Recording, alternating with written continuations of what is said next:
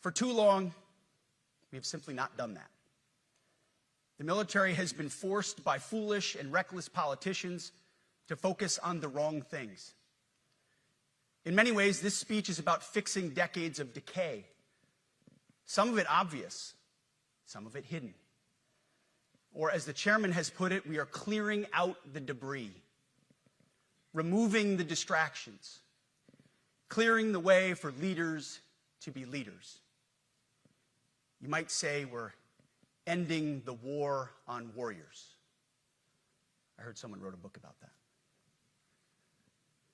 For too long, we've promoted too many uniformed leaders for the wrong reasons, based on their race, based on gender quotas, based on historic so-called firsts. We've pretended that combat arms and non-combat arms are the same thing. We've weeded out so-called toxic leaders under the guise of double-blind psychology assessments, promoting risk-averse, go-along-to-get-along conformists instead.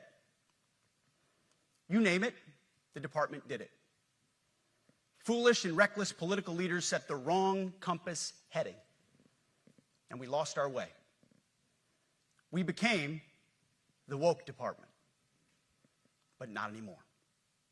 Right now, I'm looking out at a sea of Americans who made a choice when they were young men and young women to do something most Americans will not, to serve something greater than yourselves, to fight for God and country, for freedom and the Constitution.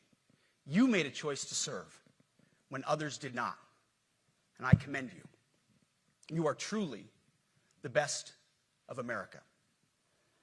But this does not mean, and this goes for all of us, that our path to this auditorium on this day was a straight line, or that the conditions of the formations we lead are where we want them to be. You love your country, and we love this uniform, which is why we must do better.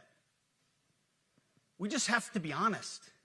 We have to say with our mouths what we see with our eyes, to just tell it like it is in plain English, to point out the obvious things right in front of us.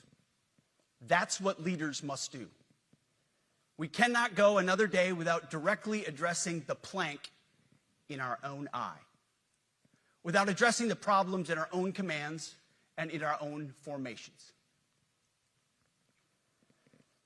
This administration has done a great deal from day one to remove the social justice, politically correct, and toxic ideological garbage that had infected our department, to rip out the politics.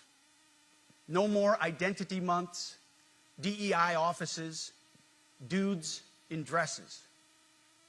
No more climate change worship. No more division, distraction, or gender delusions. No more debris. As I've said before, and will say again, we are done with that shit. I've made it my mission to uproot the obvious distractions that made us less capable and less lethal. That said, the War Department